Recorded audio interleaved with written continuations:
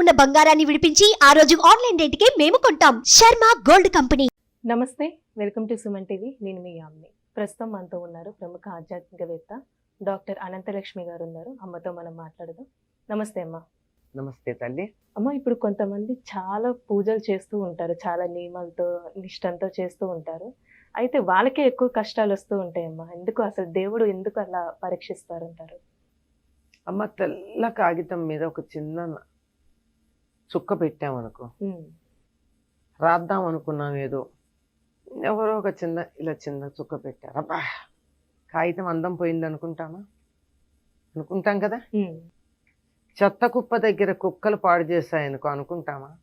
స్వచ్ఛమైనటువంటి హాయి అయినటువంటి జీవితం గడిపే వాళ్ళకి ఆ వచ్చేటటువంటి కష్టాలు తెల్ల కాగితం మీద చుక్కలాంటివి. సవ్యమైన ప్రవర్తనలు లేనటువంటి వాళ్ళవి వాళ్ళకు వచ్చేటటువంటి చెత్త కుప్ప మీద ఉన్న కుక్కలు, నక్కలు, పిల్లులు పాడు చేసిందంటే అయితే ఇది దృష్టి భేదంలో అలా ఉంటుంది. మామూలుగా చూడంగానే మనకేమనిపిస్తుందంటే, మొన్నటి దాకా హ్యాపీగా ఉన్నామండి, ఈ మధ్యనే మేము ఇలా అయిపోయాము, పూజలు మొదలుపెట్టినప్పటి నుంచి మాకు ఒకటే కష్టాలంటే, అదే కదా అనేది. నిజమే. ఎందుకంటే ఇల్లు శుభ్రం చేయాలంటే ముందేం చేస్తాం? చెత్త తీసేస్తాం. ఇల్లు బాగుండాలి అనుకుంటే వెంటనే ఫ్లిట్ కొడతారు ఇంట్లో. కొట్టంగానే మోరీల్లో నుంచి బిలబిలబిలబిల్లాడుతూ చిన్న చిన్న బొద్దింకలు ఇట్లాంటివన్నీ వచ్చేస్తాయి, చిమ్మెట్లు ఇట్లాంటివన్నీ. అయ్యో, మేము ఇల్లు శుభ్రం చేయడం మొదలెట్టగానే బొద్దింకలు వచ్చాయండి, శుభ్రం చేయకుండా ఉంటే బాగుండేది అని. అంతేనా? అంచేత లోపల ఎక్కడెక్కడో ఉండిపోయినటువంటి పనికిరానివన్నీ ఒక్కసారి బయటకు వచ్చేసి క్లీనప్ అయిపోతున్నాయి. అందువల్ల నిజంగా దేవుడి మీద ఇష్టం ఉండి, భక్తి ఉండి పూజ మొదలు పెట్టినట్టయితే లోపల ఉన్న చెత్త అంతా బయటకు వస్తుందమ్మా. అంతకన్నా ఇంకేం లేదు. అవే మనం కష్టాలను అనుకుంటూ ఉంటాం. ఇతరులకు రాలేదా? వాళ్ళు ఏమిటంటే ధర్మం మొదలైనవి ఆలోచించక ఎట్టాగొట్టా దాటి వెళ్ళిపోతూ ఉంటారు. ధర్మంగా ఉండాలి, దేవుణ్ణి పూజిస్తున్నాను, నాకు దేవుడి మీద నమ్మకం ఉంది అన్న వాళ్ళు వీటిని ధర్మబద్ధంగా ఎదుర్కొందామని ప్రయత్నం చేస్తారు కనుక వీళ్ళ కష్టం అనిపిస్తుంది. ఒక ఆఫీస్లో పని కావాలి, 100 సార్లు తిరుగుతాడు ఒక నిజాయితీ పరుడు, చాలా కష్టపడతాడు. ఓ 100 రూపాయలు పారేసి పని చేయించుకుంటాడు ఇంకొకడు, వాడు సుఖపడ్డాను అనుకుంటాడు. వీడు ధర్మబద్ధంగా ఉన్నాడు. ఈ ధర్మము సుఖము ఈ రెండింటి మధ్య ఉండేటటువంటి తేడా చూసుకున్నప్పుడు తెలుస్తుంది. న్యాయంగా వీడికి ధర్మబద్ధంగా ఉన్నవాడికి మంచం మీద పడుకోగానే నిద్ర పడుతుంది. వాడికి పడుతుందా 100 రూపాయలు ఇచ్చి పని చేయించుకున్న వాడికి? అంటే ఇదొక్కటే కాదు, ఇంకా చాలా ఉంటాయి. స్వభావం చెప్తున్నా. ఈ స్వభావంతో నడిచేటటువంటి వాడు ఇవాళ నేను చేసిన తప్పు పనులు ఎక్కడ బయటపడతాయి, రేపు ఏమేం చేయాలి, దీన్ని కవరప్ చేయడానికి ఏం చేయాలి, ఇలాంటి ఆలోచనలతో బుర్ర తిరిగిపోతూ ఉంటుంది. ఎప్పుడో he will land up with BP or cerebral attack or diabetes. వీడికి ఇంకేం రావు, నీరసం వస్తుంది, కొంచెం చికాకు కలుగుతుంది, తర్వాత బాగానే ఉంటుంది. ఈ కష్టాలన్నవి మన దృష్టికోణాన్ని బట్టి ఉంటాయి. కొంతమందికి డబ్బు లేకపోవడం కష్టం అవుతుంది, ఉన్న డబ్బు పోవడం కష్టం అవుతుంది. కొంతమందికి కోట్లు వస్తుంది కానీ పిల్లలు చక్కగా ఉంటారు. వాళ్ళని చూసి వీళ్ళు నిరంతరం ఏడుస్తూనే ఉంటారు. ఎంత బాధగా ఉంటుంది. ఏది సుఖం ఏది కష్టం చెప్పండి? కష్టం సుఖం అన్నది మనం చూసే దృష్టికోణాన్ని బట్టి ఉంటుంది. కోట్ల ఆస్తుండడం సుఖమా? పిల్లలు తాను సుఖంగా పచ్చడి మెతుకులు తిన్నా నవ్వుకుంటూ ఆనందంగా తినడం సుఖమా? ఈ రెండింటి మధ్య తేడా తెలియక కష్టాలు వచ్చాయనుకుంటా. కష్టాలు కాదు వచ్చింది, ఒక రకంగా నువ్వింతకు ముందు పేరబెట్టుకున్నటువంటి చెత్త బయటకు వస్తుంది. హోమియో మెడిసిన్ ఇస్తే దీర్ఘ వ్యాధులకి మొట్టమొదట వాళ్ళే మనకి జాగ్రత్తలు చెప్తారు. ఏమని? కొంచెం ఒంటి మీద ర్యాష్ అది వస్తుందండి, మీరు పట్టించుకోకండి, లోపల ఉన్న చెత్త బయటికి రావాలి కదా, టాక్సిన్స్ అని. ఆ ఒంటి మీద ర్యాష్ను భరిస్తే హార్ట్ అటాక్ రాకుండా కాపాడుతుంది. లేదు నేను ఉన్నగా నిగనిగా మెరిసిపోతూ ఉండాలి, ర్యాష్ రావడానికి వీలేదు, అక్కర్లేదు, తర్వాత ఎప్పుడో హార్ట్ అటాక్ వస్తుంది. ఇది ఇలాంటి దాన్ని మనం చాలా జాగ్రత్తగా కంపేర్ చేసుకొని చూడాలి. అలాగే ఆయుర్వేదంలో ఏ మందు ఇవ్వాలన్నా ముందు ఏం చేస్తారమ్మా, విరేచనాలకు మందు ఇస్తారు. ముందర లోపల ఉన్న చెత్తంతా కొట్టుకుపోవాలి, క్లీన్. ఇప్పుడు నేను ఇస్తా. ఇంటికి రంగు వేయాలంటే ఏం చేయాలి, ఫస్ట్ గోడల మీద ఉన్నటువంటి చెత్త అంతా కడగాలి, ఆ తర్వాత రంగు వేస్తారు. అట్లాగే మనం ఉద్ధరించబడాలంటే పేరబెట్టుకున్న చెత్త అంతా పోతూ ఉంటుంది. అంతకన్నా ఇంకేం కాదు, జాగ్రత్తగా అనలైజ్ చేసి చూస్తే ఈ కష్టాలు అధిగమించదగిన శక్తి కూడా ఉంటుంది. అది అసలు సంగతి మర్చిపోతారు. కష్టాలు రావడం కాదు, దాన్ని దాటగలిగిన మనోబలం ఉంటుంది.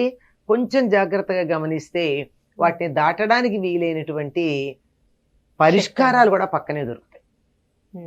ఇది గమనించకపోవడం వల్లే సమస్య. ఇన్ని పూజలు చేస్తున్నాం, మాకే ఎందుకు కష్టాలు వస్తున్నాయని అలా అనుకుంటారు. అనుకోవడంలో చాలా మంది అనే మాట అదే, చెయ్యొద్దండి, రాముని పూజ చేస్తే రాగి చెంబేనండి, అదో మాట ఉంది. అంటే రాముడు డబ్బులు ఇవ్వట, అంచేత రాగి చెంబతు అడుక్కోవడానికి మాత్రమే పనికొస్తుంది, అంచేత భవతేం భిక్షాందేహి అని, అంచేత మేము రాముని పూజించమండి, మోక్షం కావాలంటే చిట్ట చివరిలో పూజించుకుంటాం, ఇప్పుడు మాత్రం రాముడు వద్దండి బాబోయ్ అంటారు. ఇట్లా రకరకాల అభిప్రాయాలు ఎవరి వ్యక్తిగత అనుభవాలను బట్టి వాళ్ళకు ఉన్నాయి. చాలా చక్కగా పూజాధికారులు నిర్వర్తిస్తూ హాయిగా సంతోషంగా సుఖంగా ఉన్నవాళ్ళు ఎంతమంది లేరు. అయితే వాళ్ళు పూజలు చేస్తూ ఈ సుఖంగా ఉన్నవాళ్ళు చేసిన పని ఏమిటో తెలుసా, 10 మందికి సహాయం చేస్తారు, 10 మందికి భోజనం పెడతారు, ఇతరులలో కూడా దేవుణ్ణి చూస్తారు. ఇంటికి ఎవరైనా వస్తే ఇదిగో అమ్మవారి రూపం అయ్యవారి రూపం అనుకుని వాళ్ళకి గౌరవంగా మర్యాదగా కాస్త ఏదో ఆతిథ్యం ఇస్తారు. అలా ఉన్నటువంటి వాళ్ళకి సమస్య ఉండట్లా. కొత్తగా ఇవాళని పూజ మొదలు పెట్టాను, రేపటికల్లా నాకు ఫలితం రావాలి, నాకు కోట్ల ఆస్తి వచ్చేయాలి, ఇంకేదో కావాలి అని కోరుకున్నటువంటి ఉద్దేశం, ఆ కోరికతో ఉన్న వాళ్ళకి మాత్రమే ఇటువంటి సందేహాలమ్మా. అమ్మ, ఇప్పుడు కొంతమంది చూస్తూ ఉంటాము, అసలు పూజలు చేయరు, గుడికి వెళ్ళరు, కానీ వాళ్ళకి అన్ని చూసుకుంటే అన్ని రకాలుగా కలిసి వస్తూ ఉంటుంది. అంటే పూర్వజన్మలు ఏమైనా పుణ్యం చేసుకొని ఉంటారా ఈ విధంగా కలిసి రావడానికి వీళ్ళకి? అమ్మ, పెట్టందే పుట్టదు అని ఒక మాట ఉంది. ఎప్పుడో పెట్టి పుట్టారు వాళ్ళు, ఇతరులకు ఎప్పుడో దానం చేస్తుంటారు, అంచేత ఈ జన్మలో అనుభవిస్తున్నారు. దానం చెయ్యని వాళ్ళకి ఏమీ ఉండదమ్మా. ఎంతో కొంత దానం చేస్తుండాలి ఎవరో ఒకళ్ళకి ఎప్పుడో ఒకప్పుడు. ఎంత అన్నది కాదు, నీ కోట్లు ఇవ్వక్కర్లా, లక్షలు ఇవ్వక్కర్లా. నీ దగ్గర ఉన్నది, ఇప్పుడు నీ దగ్గర 10 రూపాయలు ఉంటే 5 రూపాయలు ఎవరికన్నా అవసరానికి ఇవ్వగలవా?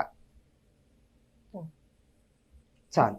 ఆ దృష్టికోణం ఉండి నీ దగ్గర ఉన్న దాన్ని, ఇప్పుడు అంబానీ లాంటి వాళ్ళు ఇస్తే వాళ్ళు ఇవ్వాలంటే 50 కోట్లో 100 కోట్లో తక్కువ ఇవ్వలేరు. మనలాంటి వాళ్ళు 5 రూపాయలు 10 రూపాయలు ఇచ్చినా మన స్థాయికి ఉన్నతంగా ఇచ్చినట్టే. కనుక ఇతరులకి అవసరానికి ఆదుకున్నామా లేదా అన్నది ఉంటుంది. పూర్వజన్మలో బాగానే దానాలు చేసుకుని ఉంటారు కనుక ఈ జన్మలో అనుభవిస్తున్నారు అంతే. అయితే ఒకటి, ఇలా ఉన్నవాళ్ళు ఏం చెయ్యాలి, మేము బాగా దానం చేసాం గనక మాకు ధనం వచ్చింది అనుభవిస్తున్నాం అని అనుకుంటే అంతటితో ఖర్చు అయిపోతుంది. డిపాజిట్ని తీసుకుని డ్రా చేసుకుంటే ఏమవుతుందమ్మా, ఖర్చు అయిపోతుంది. అప్పుడు ఏం చెయ్యాలి, దాని మీద వడ్డీనే వాడుకుంటూ ఉండాలి, మూలం ఉంచాలి, వీలైతే ఇంకో డిపాజిట్ చేసుకోగలగాలి. కనుక మీకు సుఖంగా ధనం ఉండి హాయిగా ఆనందంగా ఉన్నారంటే దానితో ఇతరులకి ఇంతో అంతో మేలు కలిగించారనుకోండి, మళ్ళీ అలాగే ఉంటుంది. కొంతమంది ఒకప్పుడు చాలా బాగా ఉన్నవాళ్ళండి, హఠాత్తుగా పడిపోయిందండి వాళ్ళ పరిస్థితి అంటాం. అంటే తెచ్చుకున్నారు కదా, డిపాజిట్ తెచ్చుకున్నారు పుణ్యం, ఆ పుణ్యం వల్ల ధనవంతంగా ఉన్నారు, సుఖంగా గడిపారు. కానీ ఆ గడిపే సమయంలో మళ్ళీ కించిత్ రేపటికి దాచుకోలే, అయిపోయింది. జాగ్రత్తగా ఆలోచిస్తే కంటికి కనపడే రూపాయి ఎట్లాంటిదో కంటికి కనపడనటువంటి పాపము పుణ్యము కూడా అట్లాంటివే. అవి కూడా ఎంత చేస్తే అంత దానికి సంబంధించింది ఇప్పుడో రేపో ఎల్లుండో అనుభవించాల్సింది. ఒక పండితుడు వేదం చదువుకుంటూ కూర్చుంటే భవతి భిక్షాందేహి అని చెప్పి ఒక బ్రాహ్మణుడు వచ్చాట. భార్యను పిలిచి 3 జన్మల దరిద్రుడు వచ్చాడు, ముష్టి వెయ్యవే అన్నట్ట. ఆవిడ వేసింది. ఈయన ఆగిపోయి, ఈ జన్మలోనే కదా 3 జన్మలు అంటారేమిటి అని అడిగాట. మరి ఇప్పుడు నువ్వు దరిద్రంలో ఉండి అడుక్కుంటున్నావంటే పూర్వజన్మలో దానం చేయలేదు, దానం చేయలేదంటే నువ్వు దరిద్రుడివి. దాని ఫలితంగా ఈ జన్మ వచ్చింది. ఇప్పటికి 2 జన్మలు అయినాయి కదా. అయిపోయింది. ఈ జన్మలో నీ దగ్గర ఏం లేదు, అందువల్ల నువ్వు దానం చేయటల్లా, ఉమ్. కనుక వచ్చే జన్మ కూడా దరిద్రుడివే. 3 జన్మల దరిద్రుడు అని అన్నాను అని చెప్తాడు. ఉమ్. అంచేత దానం యొక్క ప్రాధాన్యాన్ని తెలియచెప్తుందమ్మా ఇది. అంచేత పూజలు కాదు, పునస్కారాలు కాదు, మన యొక్క మానసిక స్థితి, ఇతరులకి ఏదైనా ఇవ్వగలిగినటువంటి స్థితి, నా దగ్గర ఉన్నదాన్ని ఇతరులతో పంచుకుంటాననే మనోభావం, అది నిజమైనటువంటి ఈ ఆ ధనవంతంగా ఉండడమా సుఖంగా ఉండడమా అన్న దానికి కారణం అవుతుంది. చాలా చక్కగా తెలియజేశారమ్మా. ధన్యవాదాలు. నమస్తే అమ్మా.